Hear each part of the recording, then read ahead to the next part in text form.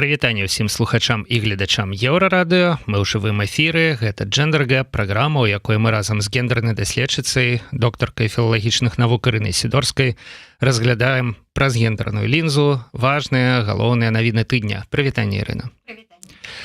Ну, настрой, калі шчыра, даволі святочны ўжо, але праграма у нас, як звычайна, не вельмі святочная, і пачнем, я думаю, з цяжкай тэмы, з тэмы, якая дужа абмяркоўвалася апошнім часам.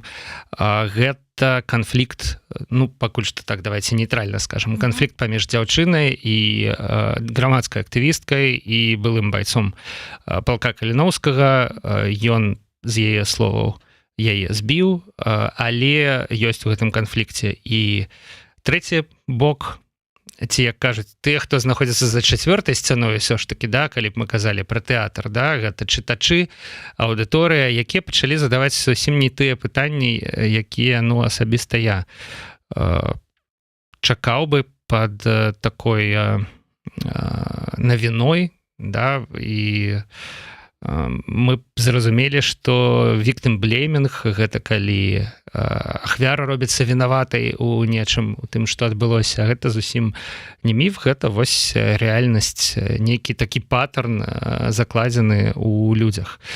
Як мы будзем абмяркоўваць, з чаго пачнем? Ну, можа, з таго менавіта, што вы зараз абазначылі, што вось гэты victim-blaming, ён нікуды не знікае, на жаль. Вось, на маю думку, увесь год 24-й мы гаворым прыкладна пра адно і тое ж, што у гвалце вінаваты гвалтаўнік, не ахвяра. Ахвяра не можа быць вінаватая. Не трэба задаваць пытанні, а што яна не так зрабіла, а чаму вось яна гэта зрабіла, а не зрабіла гэтага. Прымяняць гвалт — гэта заўсёды выбар гвалтаўніка. Калі гвалтаўніку патрэбны нейкія аргументы, чаму ён так паступіў, ну ён заўсёды гэтыя аргументы знойдзе. І вось чаму я сказала увесь год, ну вось у лютым 24-го года была згвалтавана і забіта беларуска Ліза.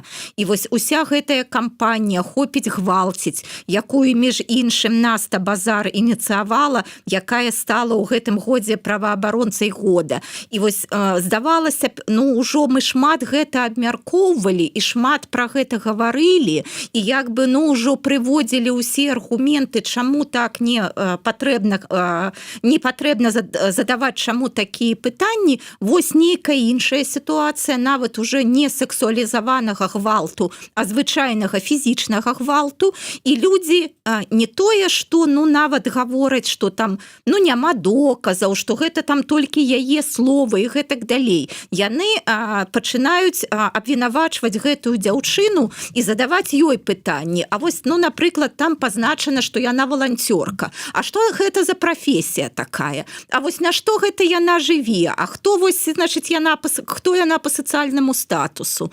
Потым, а чаму яна жыве ў адной кватэры, значыць, з мужчынам?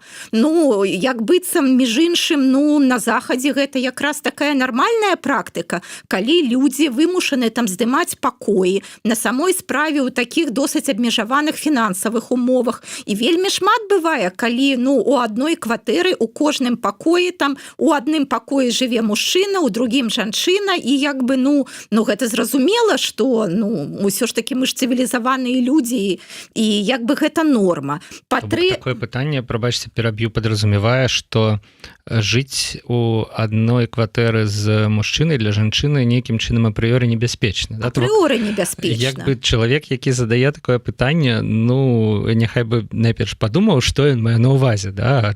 Уласна кажучы, чаму небяспечна, да? Таму што з мужчыны неяк аўтаматычна сыходзіць агрэсія ў бок жанчын. Гэта ж ненармальна. Ну, безумоўна. Не, я вам вельмі, значыць, дзякую вам за тое, што вы менавіта падкрэслілі гэты гендерны аспект. Я нават гаварыла пра тое, што той, хто ведае, як жыць у эміграцыі, ну, разумее, што зняць, як бы, што вось гэтае кватэрнае пытанне — гэта адно з самых галоўных пытанняў і вельмі складаных. І зразумела, што людзі вось у тым ліку, ну, вымушаны снімаць тое, што яны могуць снімаць, у тым ліку, ну, не гледзячы на той, які ў іх суседзі, гэтак далей. І толькі, мне здаецца, людзі, якія нічога не ведаюць, як жыць у эміграцыі, пазіцыі, ну вось у тым ліку могуць такія вось рэчы як бы прасоўваць. Па-трэцяе, там ідзе гаворка пра тое, а вось чаму, значыць, яна адразу не пабегла ў медыцынскую установу. Ну вось такі падыход, што усе ахвяры павінны быць вельмі такімі рацыянальнымі і як бы ведаць, што трэба зрабіць і як бы гэта зрабіць. Ну, гэта тое, што не можа існаваць у рэальным жыцці. Ну, на самой справе яна ў шоку, яна там параненая, но яна думае зараз пра сваю бяспеку, плюс у яе гэты кот, пра якога таксама там трэба думаць. Не можа ахвяра вось быць, праяўляць такія рацыянальныя паводзіны. Гэта нармальна. І мне здаецца, што мы ўжо столькі раз пра гэта пісалі незалежныя медыа, столькі разоў мы гэта абмяркоўвалі. І вось глядзіце, што нават не гаворыцца пра тое, што не трэба нікога гвалціць, што не трэба прымяняць гвалт. А вось як бы ідзе зноў абвінавачванне ахвяры, ну і зразумела, чаму потым ахвяры маўчаць. І калі хтосьці з ахвяр пачынае гаварыць, ну вось мы бачым такую негатыўную рэакцыю. Замест падтрымкі мы бачым, а менавіта падтрымка дапамагла ахвяры нешта зрабіць і гэтак далей. І тут жа яшчэ трэба ўсё ж такі сказаць, што гэта не проста там нейкі звычайны чалавек. Гэта вось вы сказалі былы добраахвотнік. Ну гэта між іншым і чалец каардынацыйнай рады. І гэта вядомы чалавек, за якога людзі ў тым ліку галасавалі і ў тым ліку падвяргаючыся пэўнай рызыцы. Таму як бы павінна быць рэакцыя і ад каардынацыйнай рады і ад той партыі, да якой гэты чалавек належыць. Ну гэта вось яшчэ раз, гэта не проста звычайны там, я не ведаю, там слесар, там шафёр і гэтак далей. Гэта прадстаўнік прадэмакратычнай супольнасці і важна, каб гэтая гісторыя не скончылася на абвінавачванні ахвяры. Я згодны, ўсё ж таки пабуду такім адвакатам д'ябла. З іншага боку, ўсё пакуль што вядома з словаў дзяўчыны. На жаль, звычайна у такіх сітуацыях все робіцца вядомым са словаў ахвяры, бо абсалютна відавочна, што гвалтаўнік, калі ён сапраўды гвалтаўнік, ён не зацікаўлены ў тым, каб сітуацыю рабіць публічнай і гэтак далей. І другое, што я хацеў сказаць, гэта тое, што дэмакратыя, дэмакратычны рух, гэта не абавязкова адразу знак якасці. Мы бачым, што і на захадзе ёсць розныя людзі ў дэмакратычных партыях, у складзе партыі, якія афіцыйна выбіраюцца у парламент, у Бундестаг. Вось гэтая гісторыя з дэпутатам Бундестага, няхай сабе ад правай партыі, але тым не менш, гэта дэмакратычная краіна, дэмакратычны інстытут, а чалавек падазраецца ў выкарыстанні працы палізняволеных на сваёй беларускай, як пішуць, плантацыі з цыбуляй. То бок, дэмакратыя, яна сама па сабе, гэта і ёсць сход, калі мы згадаем прамую дэмакратыю, сход всіх жыхароў Афінаў, напрыклад, сярод якіх, безумоўна, ёсць абсалютна розныя людзі. Калі гэта дэмакратыя пасродкаваная, то таксама наверх у кандыдаты, у дэпутаты і гэтак далей трапляюць розныя людзі. Урэшце рэшт, хто ў Беларусі выйграў першыя, у прынцыпе, дэмакратычныя выбары, як бы мы ўсе ведаем. Што адкажаце? Вось все ж таки мы пакуль што мусім абмяркоўваць гэту, прабачце, сітуацыю у умоўным ладзе, то бок все ж таки гэта са словаў ахвяры ніхто гэтае слово пацвердзіць не можа, а я так разумею, што мужчына, якога яна абвінавачвае, ён як бы ідзе ў адмову, ён кажа, што не, все было не так. Я разумею складанасць гэтай сітуацыі, бо на самой справе дзейнічае прэзумпцыя невінаватасці, і гэта адзін з галоўных прынцыпаў судовай сістэмы, і гэта вельмі важна, каб ён захаваўся, гэты прынцып. Але і вы пра гэтае сказалі, што, на жаль, у сітуацыях гвалту, у сітуацыях згвалтаванняў вельмі складана з доказамі. Гэта, не робіцца хутчэй за ўсё на камеру. Гэта робіцца такім чынам, каб пра гэта ніхто не ведаў, і нават так, каб не заставаліся сляды гэтага. І ў гэтым ёсць, канешне, праблема. Але я ўсё ж таки думаю, што грамадскае абмеркаванне, яно не замяняе сабой судовае разбіральніцтва, а судовае разбіральніцтва не выключае грамадскага абмеркавання. Вось, я думаю, што ёсць две галоўныя сферы, якія наогул арганізуюць нашыя паводзіны. Вось першая — гэта юрыдычная сістэма законаў, правілаў і гэтак далей. Гэта тое, што вырашаецца ў судзе, але ёсць і вось гэтыя маральныя прынцыпы, тое, што прынята ў грамадстве, і тое, што не прынята. І, канешне, у ідэале яны павінны супадаць, быць максімальна блізка адно да аднаго. Але ўсё ж такі, адно не адмяняюць іншага. Я думаю, што там, калі беларусы не пераходзяць на краснае святло праз вуліцу на чырвонае святло, гэта не толькі таму, што яны, не хочуць быць там арыштаванымі, а перш за ўсё таму, што гэта так не прынята. І вось норма, што, такая, здаецца, банальная, што гвалт — гэта не норма, што гвалта не павінна быць у жыцці, мне здаецца, гэта тое, што нават і не патрабуе абмяркоўвання. Але мы бачым, што калі вось узнікае нейкая сітуацыя, яна пачынае абмяркоўвацца так, як быццам не ў гвалце справа, а справа менавіта ў той асобе, якая стала ахвярай. Што вось яна штосьці не так зрабіла. Вось яна жыла, у гэтай кватэры, потым яна не пайшла.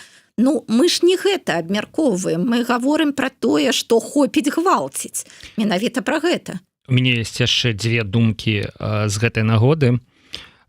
Першая, яна такая, што, відаць, у нашай прыродзе, у прыродзе чалавека нейкім чынам выціскаць гвалт з свядомасці. Да? Калі адбываецца нейкі гвалт, мы спрабуем адшукаць апраўданне, можа быць, гэта было вымушана, да, можа быць, там справакавана. Да, то бок, проста, што адзін чалавек там збіў іншага, да, мы спрабуем знайсці нейкае тлумачэнне. І вось гэтае тлумачэнне, яно выглядае вельмі часта якраз як victim blaming. І з'яўляецца по факту ім, таму што, калі тлумачэння ніякага няма, акрамя таго, што адзін чалавек, там, я не ведаю, розныя з'яўляюцца сітуацыі, давайте уже не будзем пра гэту, да? Там, не ведаю, алкаголь, наркотыкі, тэмперамент, да? Там нешта не падзялілі, нейкі канфлікт, да? І пачынаецца гвалт, то апраўдваць тут звычайна няма чаго, да? Вось, а другая думка, мне так гэтая сітуацыя нагадала, давайте выйдзем на больш высокі ўзровень. Тое, што адбываецца паміж Расіяй і Украінай, і вось у інфармацыйнай прасторы, да? Вось гэтыя фразы: а чаму жыла у адной кватэры з чалавекам, які яе збіў, да? Украіна. А чаму значыцца, не магла нешта падзяліць з Расіяй, да? Она значыцца, і напала, да? Вось, ці там яна зрабіла нешта, да, напэўна, так не можа быць, каб просто так все адбылося, можа, яна яму нешта сказала, там, можа, зрабіла, глядзіце, тое сама, а калі б ты так себе Украіна не паводзіла, да, калі б ты не хацела там в НАТО, то, значит, Россия б не напала, а так, конечно, а что вы хотели, вось, ці там, да, а калі б ён не напаў першы, да? Там я не ведаю, яна б, значыцца, нешта б з ім зрабіла, да? То бок, настолькі шмат паралеляў у гэтай сітуацыі з тым, што адбываецца вось на высокім узроўні, на ўзроўні дзяржаваў, да? І зноў, як людзям захацелася ў гэта паверыць? вось у России, да? То бок гэта две думкі, вось рацыянальнае апраўданне гвалта, да, і вось тое, што гэта адбываецца. Як яны ўхапіліся за вось гэтае тлумачэнне, як этот Лукашенко, да, с указкай со сваёй, адкуль рыхтаваўся? Да, конечно, вон же напад рыхтаваўся, да, это ж мы апярэдзілі іх там, нават нехта казаў, там на некалькі гадзінаў, умоўна кажучы, там на некалькі дзён і так далее. То бок наколькі людзям падкія на такія тлумачэнні і схільныя выгарожваць гвалтаўніка, да, апраўдваць гвалт. Мне здаецца, што гэта праблема, канешне, ну яна такая огромная просто, да, вось гэта сядзіць у галавах у цэлых народаў. Так і ёсць усё вось так менавіта, як вы сказалі, бо мы прызвычаіліся да гэтага гвалту, гэта дзяржаўная сістэма, гэта так пабудавана Беларусь лукашэнкаўская, так пабудавана там пуцінская Расія, менавіта на гэтай сістэме дзяржаўнага гвалту. І так мы пераносім гэты гвалт у свае там асабістыя адносіны і гэтак далей, бо ну мы вось як бы выраслі менавіта ў такой сістэме. І тут павінна вельмі такая вялікую працу мы ўсе рабіць і над сабой перш за ўсё. Канешне, мы хочам у сваіх вачах заўсёды быць добрымі, заўсёды як бы мець апраўданне, аргументы, чаму мы так зрабілі. Але ну гэта трэба адсочваць, гэта трэба рэфлексаваць і вось гэта бачыць. На самой справе я ўпэўнена, шмат беларусаў вось менавіта як бы вельмі ясна бачыць гэтыя маніпуляцыі, калі гаворка ідзе пра вайну Расіі ва ўкраіне і не бачаць вось шчыра той жа самай маніпуляцыі, калі гаворка ідзе пра сексуалізаваны альбо іншы там фізічны гвалт у адносінах там беларусаў і беларусак. Але трэба ну вось як бы ну не ведаю, вось задумацца над гэтым, зразумець, і не тое, што ну зараз мне здаецца, я раблю гэта не для того, чтобы сказаць, што паглядзі, як ты вінаваты, а для того, каб ну мы ўсе зрабілі нейкія як бы урокі, зрабілі нейкія там не знаю працу над памылкамі і па-іншаму зараз будавалі сваё жыццё. Інакш будзе ну Лукашенко канечны, Лукашенко смертны. Але калі ну мы пераносім вось гэтыя паттерны, гэтыя мадэлі паводзін у як бы дэмакратычную супольнасць, ну тады як бы тады праблема не ў Лукашенко, тады праблема як бы ва ў нас саміх. Ну і над гэтым трэба працаваць. І вось яшчэ раз, зараз студзень, снежань, мы ў нейкай ступені падводзім вось гэтыя вынікі году. І вось для мяне, канешне, вось гэты прайшоў год менавіта пад хэштэгам «Хопіць гвалціць», бо усе вось пачынаючы з забойства Лізы і потым, ну, скажем так, пакуль яшчэ ну вось так, можа у двукосе, але канфлікты у дэмакратычнай супольнасці, ну як бы, ну давайте ўжо нейкія, як бы, ну нейкія ўсё ж такі вынікі трэба ўжо рабіць. Ну, прапаную крыху паставіць коску, крыху адпачыць, хаця, конечно, наступная тэма, яна таксама не тое, каб дужа аптымізму нам дадасць, але нават хутчэй будзе доказам, яшчэ адным доказам таго, што ну не ўсё вельмі добра, не ўсё ў парадку з беларускім грамадствам, проста тэма крыху больш софт, скажем так, гэта рэклама, якая навагодняя рэклама, в прынцыпе, да, святочная нейкая рэклама, якую апублікаваў канцэрн Бархім, рэклама мыючых сродкаў. І вось я папрашу адзін скриншот просто нам паказаць зараз, да, з гэтай рэкламы. Ёсць, бачым мы, да, ну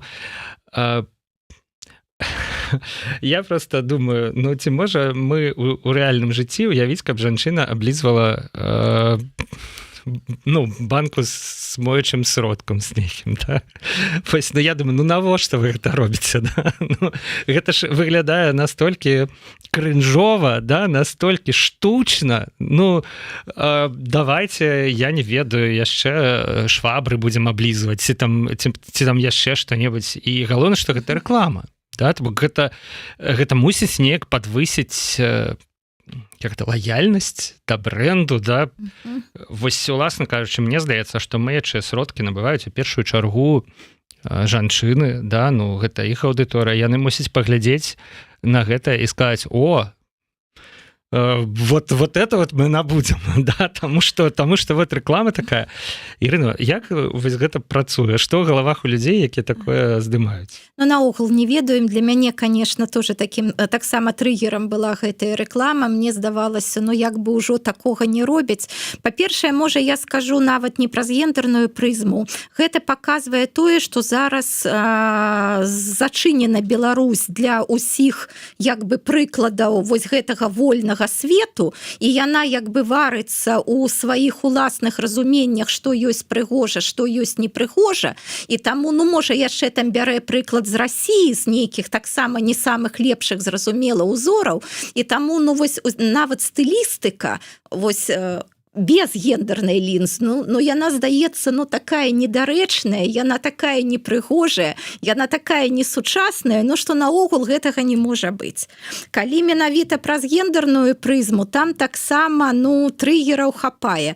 Перш за ўсё, і вось вы сталі пра гэта гаварыць, таксама гэта убачылі, што гэта як бы пральны сродак для жанчын.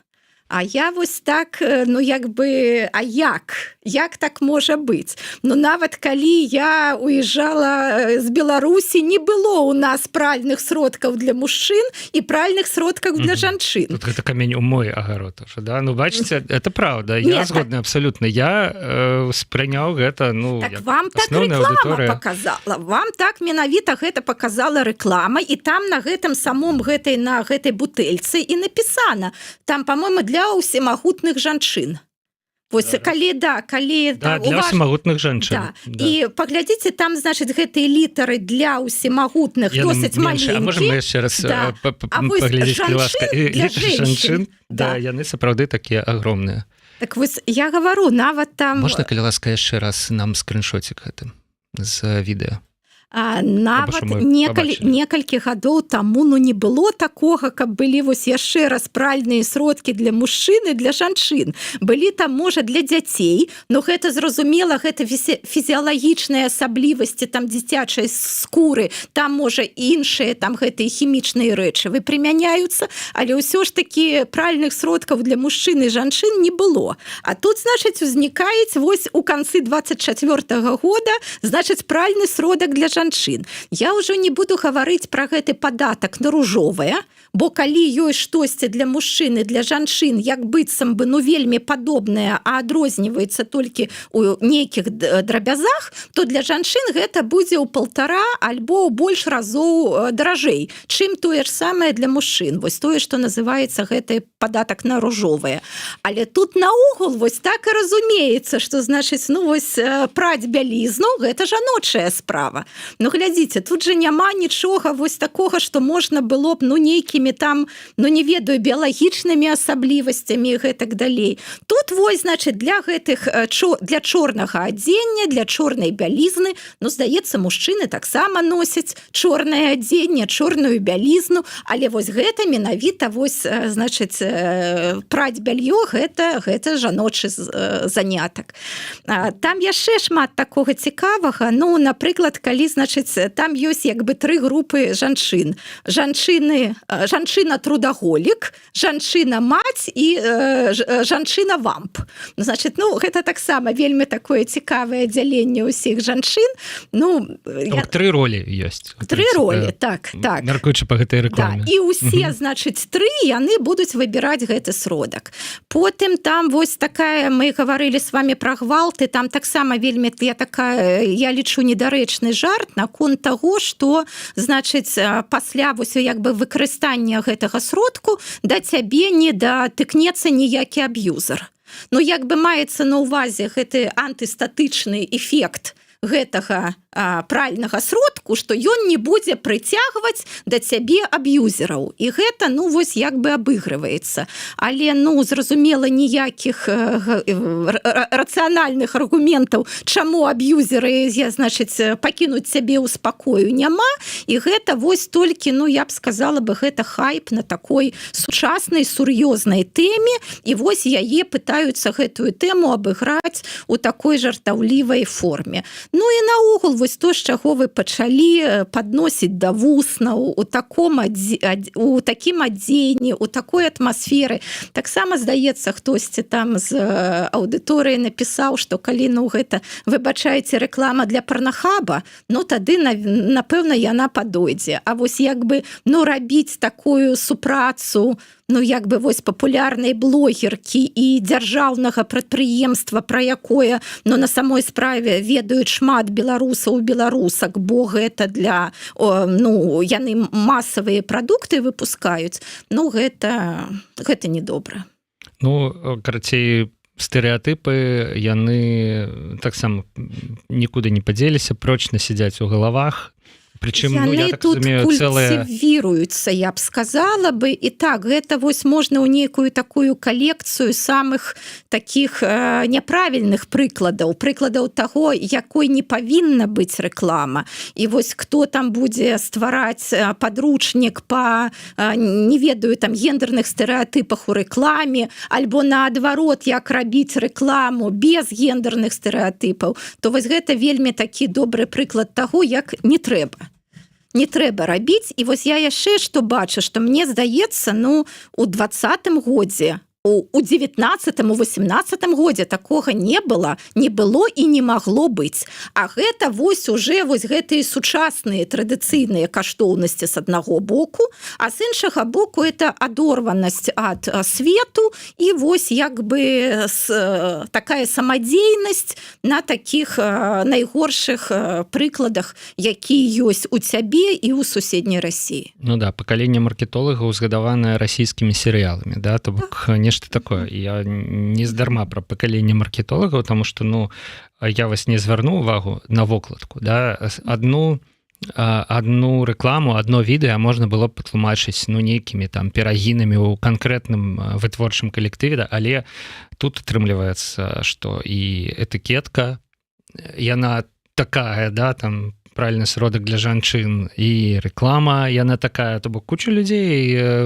занятая, да, у гэтым працэсе, і ні ў кого як бы не ўзнікла таго, што, ну, нешта не так, не можа быць так, не трэба так, да? Вось, все ж таки давайте, можа быць, як-небудзь па-іншаму. Вось, все аднадушна як бы падтрымалі. Я думаю, што гэта нават не таму, што ў іх ёсць гендерныя стэрэатыпы. Они ў іх, канешне, ёсць. Але палітычны кантэкст, які ёсць зараз у краіне, а калі ты зробіш такую занадта сучасную рэкламу, такую, ну, тады там нейкая Бондарова, альбо хто-небудзь скажа, што ты вось тут гэтыя заходнія каштоўнасці прапагандуеш, і як бы могуць у цябе быць праблемы. А тут вось менавіта ў гэтых дзяржаўных трендах, вось як я гавару, з аднаго боку традыцыйныя каштоўнасці, што жанчыны гэта прыгажосць, ну гэта і усе, значыць, вось гэтыя хатнія справы, што гэта як бы іх абавязак, а з іншага боку вось тое, пра што мы гаварылі, што, значыць, патрэбна, каб прадаваць вось гэты айчынны прадукт, каб гэта было, ну, як быццам бы айчыннымі сіламі на айчынных абразцах і гэтак далей. Угу. Ну, карацей, ладно, можна розныя сапраўды уявіць тлумачэнні. Вось, можа быць і боязь, нейкая самацэнзура, да, безумоўна, зрабіць папрасцей, можа быць все ж такі і адарванасць, але я думаю, што людзям на самой справе вельмі складана зараз унутры Беларусі, таму што вось што такое чырвоныя лініі, ну, мне здаецца, зараз ужо ніхто не разумее. што калі вось раней як бы было больш-менш зразумела вось дзе гэтыя чырвоныя лініі, зараз яны могуць быць, і мы бачым шмат прыкладаў, у чымсьці зусім нявінным і зусім, як здаецца, звычайным, класічным і гэтак далей. Таму я думаю, рабіць зараз не тое, што такую фемінісцкую рэкламу, а нават вось просто сучасную рэкламу, гэта таксама як бы рызыка, і людзі яе пазбягаюць гэтай рызыкі. Але напэўна, наша задача ўсё ж таки сказаць у голас, што гэта дрэнны прыклад рэкламы, што гэта рэклама, якая ўсе гендерныя стэрэатыпы выкарыстоўвае, і гэтая рэклама, яна і прыніжае жанчын, і яна гэта такая неэфектыўная рэклама па ўсіх крытэрыях, якія мы можам узяць.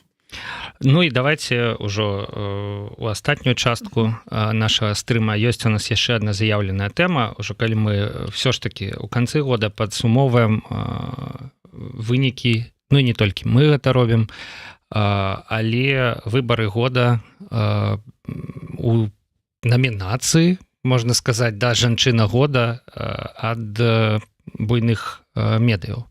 Раскажыце, што там, як там? Вось у буйных медыа на самой справе такая традыцыя, што яны ў канцы года ў снежні падводзяць вынікі і даюць сваё бачанне, вось хто там самай уплывовай жанчыны году, хтосьці можа нават 100 жанчын году, хтосьці дае там пэўныя намінацыі, напрыклад, лідаркі, гераіні, стваральніцы і гэтак далей. Мне здаецца, што на самой справе ўсе буйныя медыа вось так ці інакш да гэтага прычыніліся. Між іншым, а вось вы не хаціце такую традыцыю таксама падтрымаць і можа ў наступным годзе таксама нейкія такія намінацыі стварыць? Увогуле, мы хацелі стварыць спіс, напрыклад, там 30 до 30 жанчыны, 30 до 30 мужчыны, такая модная формула, про маладых актыўных там жанчын і мужчын, і мы складалі спісы, і все это памёрла на тэме, власна кажучы, фіналізацыі спіса, хто ўвойдзе ў якім парадку і гэтак далей, тому што мы сваёй рэдакцыі просто не змаглі падчас гэтага абмеркавання дамовіцца про тое, што як гэта мусіць выглядаць. Канешне, ёсць такая ідэя, і наколькі я ведаю, іншыя медыі ўжо пачалі, і Свабода, напрыклад, Радыё Свабода, яна людзьмі года назвала беларускіх кнігавыдаўцоў, і там ёсць, там, канешне, пераважна мужчынская кампанія, дарэчы, не ведаю, чаму так склалася, але там ёсць жанчыны сярод іх. Вось, так што будзем падсумоўваць вынікі, у нас на гэта ёсць яшчэ 14 дзён, роўна 2 тыдні сябры да новага года. Вось, так што мы гэта абавязкова будзем рабіць. Гэта на самой справе такой, мне здаецца, цікавы і добры праект, бо тут не можа же быць аднаго правільнага альбо неправільнага меркавання. Калі гэта даюць некалькі, у данным выпадку медыа, гэта, з аднаго боку, я думаю, тады заўважыць усіх, а з іншага боку, будзе вось такая на самой справе зразумелая карціна. Людзі, ведь заўсёды пра штосьці, пра кагосьці мы ведаем, а пра кагосьці мы не ведаем, а калі вось мы маем такія рэйтынгі, так мы атрымліваем больш шырокую карціну. Але вось вернемся да гэтых рэйтынгаў, тут таксама вось цікава. Некаторыя гавораць пра чалавека года, пра асобу года, а некаторыя менавіта гавораць пра там жанчын года. І вось я нават не ведаю, як лепей, бо з аднаго боку, вось калі мы будзем гаварыць пра людзей года, хутчэй за ўсё там будзе больш мужчын, чым жанчын. І гэта вось маё перакананне не таму, што мужчыны больш зрабілі, але таму, што тое, што робяць мужчыны, яно больш заўважнае, да яго прыцягваецца больш увагі, альбо мужчыны ўжо ў тых сферах, якія раскручаныя і да якіх ужо ёсць увага. А жанчыны шмат робяць у новых сферах, якія яшчэ не прыцягнулі такога грамадскага удзелу. І тое, што робіць жанчына, вось таксама праз стэрэатыпы, што гэта як быццам другасна, што гэта як бы добра з аднаго боку, але гэта як бы не галоўнае. Гэта там нейкая падтрымка, альбо там тое, што як бы спрыяе чамусьці, але гэта вось не самыя дзені. Таму вось я таксама не магу сказаць, што лепей даваць менавіта намінацыю чалавек года, альбо жанчына года, мужчына года. Тут могуць быць розныя. Але што зараз вось BBC, там Палітика, Financial Times і іншыя.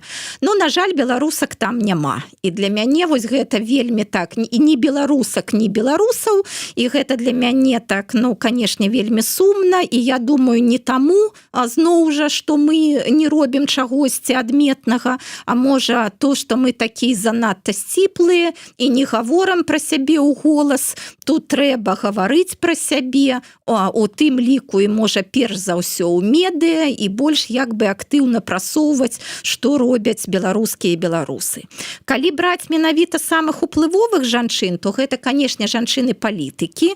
Перш за ўсё гэта Урсула фон дер Ляйен, гэта старшыня Еўракамісіі, гэта сярод кіраўнікоў краін гэта Джорджа Мелоні, вось яна прэм'ер-міністрка Італіі, і між іншым яна пацісніла і Шольца, і Макрона, і гэта ўпершыню. Заўсёды як самыя ўплывовыя асобы Еўропы былі тыя, хто узначальвае Германію і Францыю, а гэта вось першы раз менавіта Італія і канкрэтна жанчына Джорджа Мелоні. І вось як бы у мяне да яе стаўленне, да яе як прэм'ер-міністркі стаўленне такое, як бы неадназначнае, бо яна зразумела з правых, у яе такая досыць кансерватыўная рыторыка, але што датычыць міжнародных справаў, што датычыць падтрымкі Украіны, напрыклад, там яна як бы на самой справе толькі апладысментаў заслугоўвае, яна шмат менавіта там шмат чаго робіць. Сярод уплывовых жанчын не толькі тыя, хто ў Еўропе. Гэта, напрыклад, прэзідэнтка Мексікі Клаўдія Шэйнбаум, і мы вось таксама некаторы час назад пра яе расказвалі. Яна толькі паўгады, як вось прэзідэнтка, але вось у Лацінскай Амерыцы ёсць змены не толькі ў Мексіцы, але ў Лацінскай Амерыцы, дзякуючы яе высілкам. Таму вось як бы уплывовыя жанчыны сярод палітыкаў, вось яны вельмі бачныя. Хацела яшчэ сказаць вось таго, з чаго мы пачыналі. Мы гаварылі пра ахвяр гвалту, згвалтаванняў і гэтак далей. У заходніх медыа ёсць такая намінацыя гераіня году. Так вось, гераіня году гэта Жизель Пемліко в гэтым годзе. Я думаю, можа хтосьці з нашых слухачоў, гледачоў ведае, хто гэта, а хтосьці не. Гэта французская жанчына, ёй ужо 70+, і, як аказалася, яе муж на працягу 10 гадоў накачваў яе транквілізатарамі, седатыўнымі прэпаратамі і потым гвалціў. Ён рабіў гэта вось апошнія дзесяцігоддзі, гэта не тады, калі там ім было, напрыклад, 20-30 гадоў, але не просто ён гвалціў. Я б сказаў, што самая жорсткая частка гэтай гісторыі заключаецца ў тым, што ён запрашаў іншых мужчын. Пра гэта я і хацела сказаць, і ён не проста запрашаў іншых мужчын. Зараз у судзе разглядаецца справа 50 мужчын, якіх вось яе былы муж запрашаў для таго, каб яны таксама прымалі ўдзел у згвалтаванні. Вось яны прыходзілі ў дом бацьком гэтай супружескай пары. Жанчына ўжо была без прытомнасці пад удзеяннем наркотикаў. Яны прыходзілі, яны яе гвалцілі, а муж гэта записываў на відэа. І вось мы таксама пачалі з таго, што звычайна няма доказаў, а тут якраз усе доказы былі. Муж записываў гэта на відэо. А чаго ён записываў? Для таго, каб калі жонка пра гэта дазнаецца, што вось такое было, каб ён тады будзе яе шантажировать і гаварыць: ну ты што, хочаш, каб я, значыць, вось паказаў, каб альбо там гэта там у судзе паказалі і ўсе ведалі, усе тады паглядзяць. І вось чаму яна стала гераіняй года? Менавіта таму, што яна адмовілася ад ананімнасці. Па французскім заканадаўстве яна як бы, ну, гэта, калі, значыць, усё гэта дайшло да паліцыі, да суда, гэта ўсё магло разглядацца ў рэжыме ананімнасці. Ну, не гаварылі бы, што гэта за сям'я, хто гэтая жанчына і гэтак далей. Але тады не было б такой увагі, не было б такога даверу. Ну, як у нас заўсёды гавораць? Ну, гэта ж ананімная ахвяра. А можа, там яна штосьці прыдумала, а можа, гэта ўсё не так, а можа, там, ну, там не можа такога быць, гэта перабольшванне. А вось перад намі 70-гадовая жанчына, якая, між іншым, і выглядае на свой узрост. І яе, акрамя, таксама мы можам сказаць, ну, можа, там яе муж, гэта там нейкі вырадак, нейкі маньяк і гэтак далей. А 50 мужчын, якія прыходзілі. І вось зараз я чытала такі цікавы матэрыял BBC якраз на гэтую тэму. Праходзіць зараз суд, і на гэтым тыдні менавіта ўжо будуць вынесены прысуды. І вось як бы гэтыя 50 мужчын, яны вось такія тыповыя французы, тыповыя французскія грамадзяне. Там ёсць як людзі такіх жа гадоў сталага веку, так і зусім маладыя людзі, там 30-гадовыя, там з белай скурай, з цёмнай скурай, там яны на разных, у іх розныя прафесіі. Гэта, ну, вось як такі, ну, срэз Францыі. І вось менавіта таму ў Францыі зараз такія вялікія грамадскія дыскусіі, а, значыць, у чым менавіта праблема ў судзе? У тым, што ва Францыі дзейнічае вось гэтая такая састарэлая фармулёўка згвалтавання. Там згвалтаванне – гэта сексуальны акт, які ажыццяўляецца пад пагрозай, пад, значыць, гвалтам.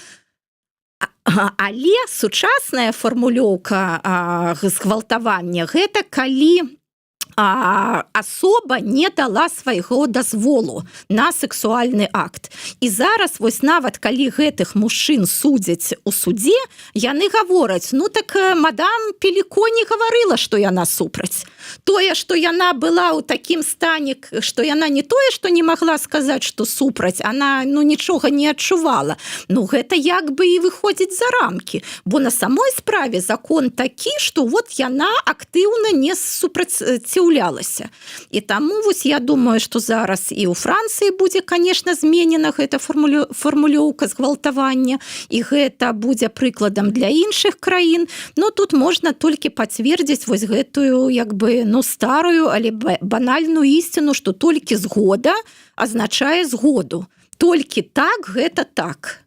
А гаварыць, што вось яна не вельмі выразна гаварыла «не», альбо там я не пачуў, што яна гаварыла «не», ну, гэта не павінна быць аргументам. І таму вось сярод гераінь году, вось на першым месцы па версіі заходніх медыа, гэта менавіта гэта 70-гадовая жанчына. Так, Жизель Пеліко.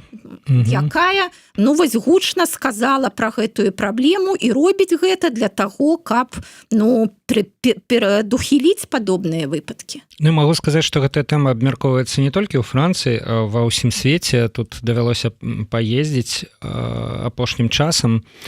І, канешне ж, чым больш такіх гучных прыкладаў, тым менш, я думаю, хутчэй за ўсё будзе ахвочых да гвалту, тым менш людзей будзе думаць, што, ну, гэта ж як, што можна пазбегнуць адказнасці, да, што гэта несур'ёзна, там і гэтак далей.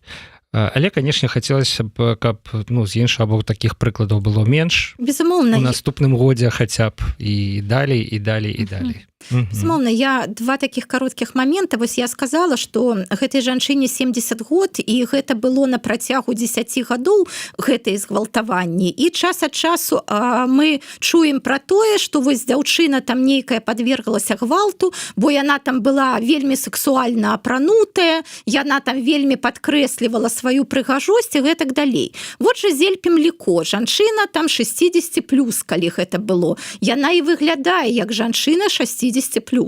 Прыходзілі да яе у дом, яна была як бы у домашнім адзенні, у непрытомнасці, вось 60гадовая жанчына, яе гвалтавалі. І вось я сказала, што чытала матэрыял BBC пра вось гэтых 50 мужчын, і там, напрыклад, размаўляла журналістка з партнёркай аднаго з іх. І гэтая партнёрка, ёй там няма яшчэ 30 гадоў, бо мужчыне гэтаму 30 гадоў. Яна гаворыць: я не разумею, чаго ён так рабіў. У нас вельмі добрыя адносіны, і у нас сексуальныя стасункі кожны дзень.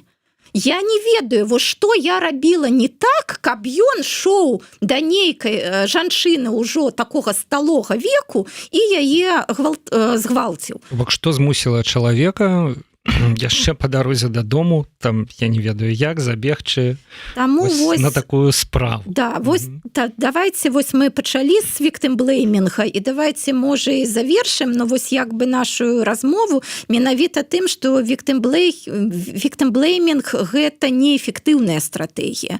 Яшчэ раз, так, як паступае гвалтаўнік, но ён паступае так, таму, што сам сябе дазваляе так паступаць. Неправільна гаварыць, што ахвяра неяк там справакавала і гэтак далей. Гэта не так. І вось на прыкладзе Зель-Пемліко мы гэта бачым. Сябры, гэта быў Gender Gap. Мы абмяркоўвалі важныя навіны тыдня праз гендерную лінзу. Наступны раз сустракаемся ў наступны аўторак, 24 снежня. Спадзяюся, будзе больш нейкіх станоўчых нагодаў. Хаця нешта падказвае мне, што ўсё роўна, ведаеце, вось гэтыя гендерныя пытанні і гвалт і сітуацыі, у якіх людзі не думаюць пра тое, што яны могуць пакрыўдзіць ці нават зрабіць злачынства сваімі дзеяннямі, яны не ведаюць часу.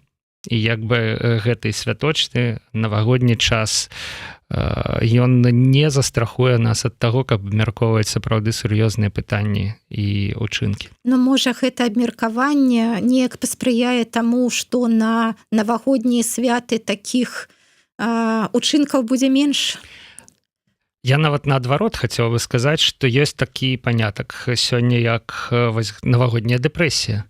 Людзі чакаюць свята, таму што так ізноў жа закладзена ў нашай галаве. Новы год, все навокал блішчыць, ілюмінацыя, а свята-то ніякага і не адбываецца, таму што свята гэта тое, што мы робім сваімі рукамі. Людзі чакаюць, людзі хочуць, каб быў гэты святочны настрой, каб адбыўся нейкі цуд, таму што вся рэклама, вся прастора навокал яна гэтым насычана, цуд не адбываецца, у людзей стрэс, а мне здаецца, што любы стрэс ён якраз можа быць каталізатарам. Можа быць. Для сямейнага гвалту, для аб'юзу і гэтак далей. Таму, на жаль, мне здаецца, што тут усё наадварот. Вось слово каталізатар, яно да месца. Але спадзявацца, можа падумаць, калі мы гэта ведаем, што ўсё ж такі наша адчуванне залежыць перш за ўсё ад нас саміх, а нават не ад тых, хто побач з намі. Но гэта таксама добрая, мне здаецца, думка, якая спрыяе таму, што гвалту можа быць менш. Давайте несці адказнасць за нас саміх, за свае ўчынкі. Гэта цяжка, але факт. Гэта не проста, але трэба. Дзякуй. Ірына Сідорская была ў нашай студыі, Павел Свярдлоў працаваў пры мікрафоне з боку Еўрарадыё. Пабачымся і пачуемся. Пакуль.